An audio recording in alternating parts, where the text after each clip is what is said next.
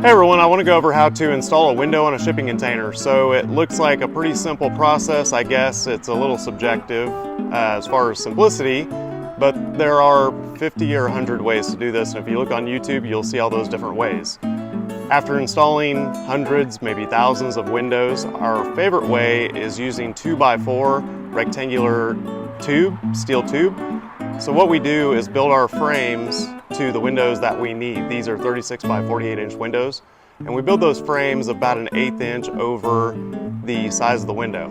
As far as the windows, you can use a new construction window with a flange on it and cut the flange off so you can slide it into the frame, or you can use an existing construction window and slide that into the frame. The other way to install these windows, if you don't want to weld, is to cut your hole, place a 2x4 on the corrugation, trace the 2x4, cut the 2x4, and then sandwich the wood over the metal of the container. And your other way would just be to cut a hole in the container and use a window with a flange and screw that flange into the container. If you do it that way, you've got to deal with the corrugation on top and some sort of way to fill in the gaps as the sidewall is not flat. The 2x4 tube also allows you to have a jamb on the inside, so if you frame the container, your window frame comes about flush with the framing of the container, at which point you can trim it out and you've got a nice setup as far as a finish on the inside. So we will buzz inside. We'll go look at the weld a little bit here. We'll buzz inside, look at the inside of these frames, and we'll talk more about how we do the frame and the cutting. So we're inside now, and we weld the entire outside of the frame. The other way is to stitch weld it and then seal in between your stitch welds.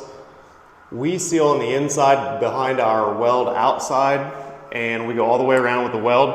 Now you don't want to make that weld all in one pass, as the corrugation will start warping on you, so we usually weld about half of it, let it cool down, come back and weld the other half.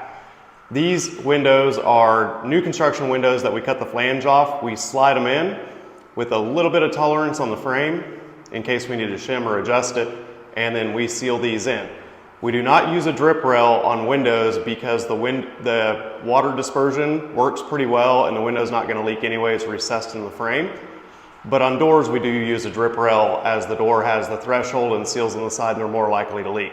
So we're going to go look at a frame without a window in it yet and talk a little bit about that. Here you can see 4 window frames without the windows installed yet. You can see the 4-inch steel here, and you can see how we've got an intrusion of the frame into the container, and that's what I was talking about with your wood or metal studs. It's going to come out about flush or a little bit past that, and it all works out pretty nice if you finish the interior.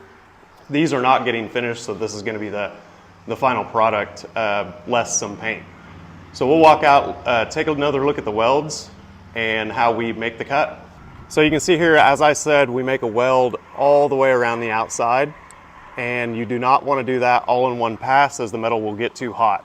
The other way to do it is to stitch weld it and then use a Sikaflex, which is a sealant we like. It's paintable. It's usually for swimming pools and concrete, but it's a really nice sealant that lasts a long time.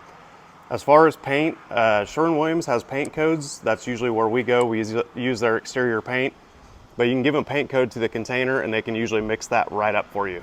As far as cutting the hole, we build our frames first, then we use a jig to place the frame on, trace it on the container, and then we cut these with a 60-volt DeWalt with a .045 inch cutting wheel, and that goes right through this corrugation, which is about 14 gauge, so a little less than an 1/8 inch, a little bit more than a 1/16 of an inch.